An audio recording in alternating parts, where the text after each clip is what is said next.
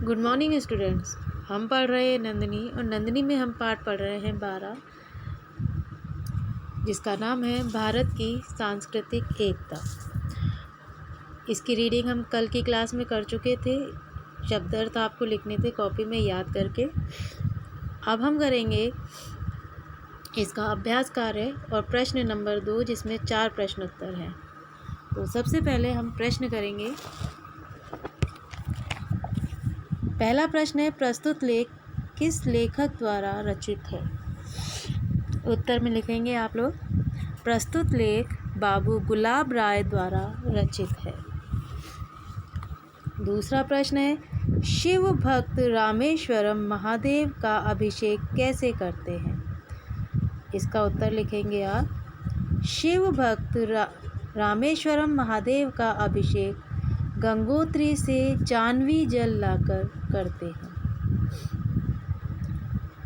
तीसरा प्रश्न है, हिंदू, जैन और बौद्ध धर्म में क्या क्या समानताएं हैं? उत्तर में लिखेंगे आप, हिंदू, जैन और बौद्ध धर्म में त्याग, तप एवं मध्यम मार्ग का संयममयी भावना समान रूप से विद्यमान है।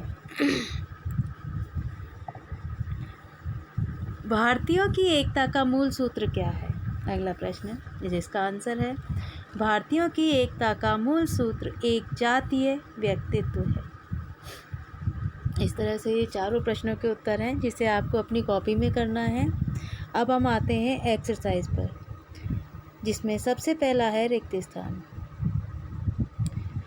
पहला है इसमें, देश राष्ट्रीयता का एक आवश्यक उपकरण है। दूसरा है, हमारे अभेदों की उपेक्षा की गई या उनको नगण्य समझा गया। प्राचीन काल से भारतीय धर्म और साहित्य ने राष्ट्रीय एकता का पाठ पढ़ाया। अगला है, पारसियों और हिंदुओं में अग्नि की पूजा समान रूप से होती है। पांचवा, भारत की विभिन्न भाषाओं के साहित्य का धूमिल इतिहास घुला मिला सा प्रतीत होता है। अब है सही उत्तर पर सही का निशान लगाइए, जिसमें पहला है, लोगों ने उपमहाद्वीप किसे कहा है? तो इसका सही उत्तर है भारत। दूसरा है इसमें, स्विट्ज़रलैंड में कौन सी भाषाएं बोली जाती हैं? तो इसका सही उत्तर होगा जर्मनी, फ्रांसीसी और इतालवी। तीसरा है, देश की नदियों को क्या कहा जाता है? जिसका सही आंसर है विभाजक रेखाएं, विभाजन रेखाएं। अगला है, हिंदू धर्म की रक्षा में किसने योगदान दिया? तो इसमें सही उत्तर पे निशान लगाओगे आप, सिख गुरुओं ने। पांचवा, जायसी, रहीम आदि कवि किस धर्म के थे? तो इसमें आप लगाओगे मुसलमान धर्म के। अब अगला है विलोम शब्द। एकता, अनेकता, हास, विकास, आंतरिक, बाहरी, स्वार्थवश, परमार्थवश। स्तवन के आगे आप क्रॉस करेंगे। बाहुल्य, अभाव, मुदिता, खिन्न, धूमिल, उज्ज्वल। अगला है, निम्नलिखित शब्दों के अर्थ लिखकर उनका अपने वाक्य में प्रयोग कीजिए।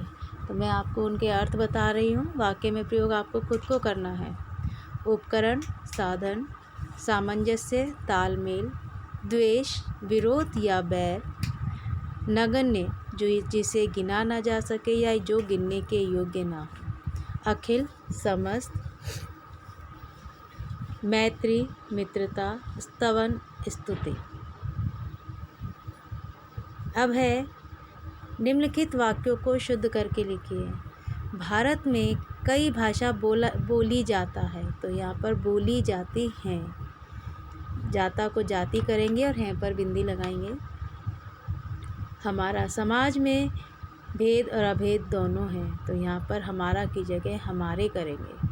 हमारे समाज में भेद और अभेद दोनों हैं। अगला है, सिख गुरु ने हिंदू धर्म की रक्षा में योग ही नहीं दिया। तो यहाँ पर आप करेंगे सिख गुरुओं ने, गुरु की जगह गुरुओं ने। अगला है भारत की रात पूरी पवित्र और मोक्षप्रद है। तो रात की जगह आप सात करेंगे और पूरी की जगह करेंगे पुरियाँ। भारत की 7 पुरियाँ पवित्र और मोक्षप्रद मानी गई हैं। अगला है उनके बीच कोई अभेद्य दीवार न था। तो था की जगह आप कर देंगे थी। उनके बीच कोई अभेद्य दीवार नहीं न थी। तो इस तरह से अगले प्रश्न उत्तर हम कल की क्लास में करेंगे। तो आप इनको पेन से फिल कर लेंगे अपनी बुक में एक्सरसाइज को, और क्वेश्चन आंसर जो दूसरे उसके हैं उसे आप कर लेंगे अपनी कॉपी में। शब्दार्थ नहीं किए तो शब्दार्थ भी आप याद करके लिखेंगे।